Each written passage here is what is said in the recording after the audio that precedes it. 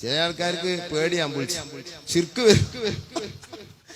ഷിർക്ക് വരുമോ എന്നിട്ട് പറയും കുത്തുബിയത്ത് ചെല്ലുമ്പോ ചില മഹാന്മാര് ചില ശൈത്താൻ മഹാൻ അവന്റെ പരിപാടി ആദ്യം ക്ലാസ് എടുക്കുക എല്ലാരും കുത്തുബിയത്തിന് അവിടുത്തെ വലിയ ആളാണേക്കാരൻ അവന്റെ ക്ലാസ് എന്താ പറയുക എല്ലാരും കുത്തുബിയത്തിന് മൊയ്തീൻ ഷേഖിനെ വിളിച്ചാൻ പോണ് അള്ളാഹുവിന്റെ കഴിവ് കൊണ്ട് മൊയ്തീൻ ഷേഖ് സഹായിക്കുമെന്ന ചിന്തയിലായിരിക്കണം നമ്മൾ വിളിക്കേണ്ടത്. ഇത്ര വലിയ തെണ്ടി ദുനിയാവിൽ ആരാ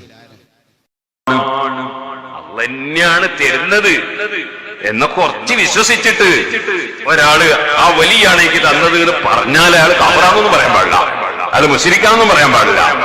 അതേ സമയത്ത് ഏറ്റവും നല്ലത് അതേ മുഹീദ്ദീൻ ശൈഖ് റളിയല്ലാഹു അൻഹു മുഖേന അല്ലാഹു എനിക്ക് തന്നു, ബദരീകൾ മുഖേന അല്ലാഹു തന്നു, നബി സല്ലല്ലാഹു അലൈഹി വസല്ലം മുഖേന എനിക്ക് തന്നു.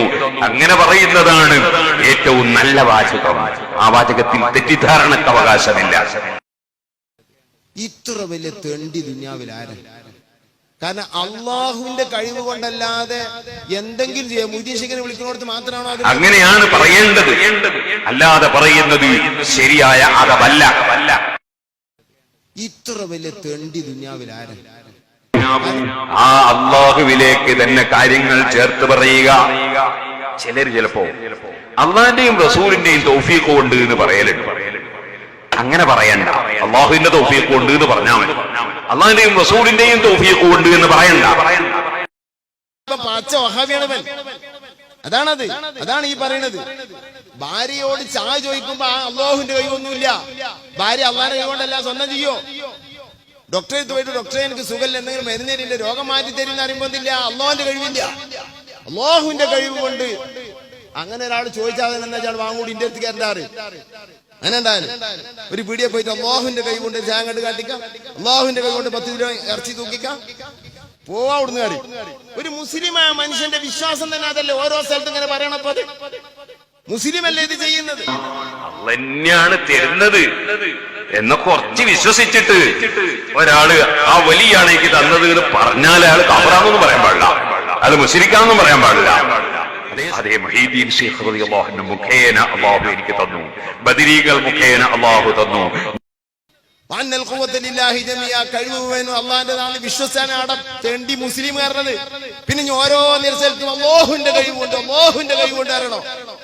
ജീനാന്തങ്ങൾ വിളിക്കുമ്പോ മാത്രം എനിക്ക് ആ പ്രശ്നം. വഹാബിയാണ് അവൻ മൊയിലേര്, എന്തല്ല സുന്നിയല്ല, അവന്റെ അത്തുകാതാ, അവനക്ക് പേടിയാണ്. എന്താ അവിടെ മാത്രം പേടിച്ചാൽ മതിയോ? ഏത് സിട്ടിനോട് സങ്കടം പറയുമ്പോഴും പേടിക്കണ്ടേ? എവിടെയാണ് അള്ളാഹു അല്ലാത്തവന്റെ സ്വന്തം കഴിവുണ്ടെന്ന് പറഞ്ഞത്? ജീവിച്ചിരിക്കുന്ന ഒരു കഴിവുണ്ടോ? മരിച്ചവർക്കുണ്ടോ? ആർക്കും ഒരു കഴിവുമില്ല. ലോകത്തുള്ള ഒരു വിരലനക്കാൻ ഒരാൾക്ക് കഴിയില്ല. ഒരു ചായ കണ്ട് കാട്ടിക്ക എന്റെ കൈയൊന്ന് പിടിച്ച, അള്ളാഹുവിന്റെ കൈ കൊണ്ട് എന്റെ കൈയൊന്ന് പിടിച്ച എന്ന് പറയേണ്ട ആവശ്യമുണ്ടോ? ഒരു മുസ്ലിമിനോടല്ലേ പറയുന്നത്, ഒരു മുസ്ലിമല്ലേ പറയുന്നത്. എവിടെയാണ് ഇവിടെ അബദ്ധം പറ്റിയത്? വല്ലാത്തൊരു കഷ്ടായി പോയി. ഇങ്ങനത്തെ തലയെക്കെട്ടാണ് ഇസ്ലാം ദീൻ ഇവിടെ നശിപ്പിച്ചതും സുന്നത്ത് ജമാഅത്തിനെ നശിപ്പിച്ചതും അവരാണ്. വെറുതെ മുസ്ലിം ലോകത്തിനെ കാഫിറാക്കുന്ന ഖൗം. സുബ്ഹാനല്ലാഹ്, വല്ലാത്തൊരു അവസ്ഥ. നമ്മളേക്കൊന്നും പോകുന്നില്ല.